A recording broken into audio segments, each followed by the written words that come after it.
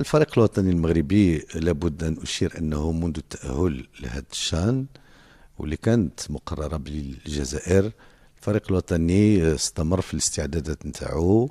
ونقول لكم بأنه في هذا الوقت هذا الفريق الوطني مازال تستعد بمركب محمد السادس لكرة القدم، ونظمنا مجموعة من المباريات الدولية الحبية، آخرها كان ضد إثيوبيا، أولا للمشاركة وثانيا للدفاع عن لقب الشان اللي فاز به الفريق الوطني لدورتين متتاليتين. وبالتالي فالفريق الوطني والجامعة الملكية المغربية لكرة القدم إرادتها وتصورها كان واضح. نحن مشاركين، والدليل على أننا لعبنا وكيف قلت هيئنا. الشيء الوحيد اللي اليوم معرقل هذه المشاركة هي الإجابة نتاع الأجهزة المنظمة باش الفريق الوطني المغربي لكرة القدم يقدر يسافر ويتنقل لقسنطينة باش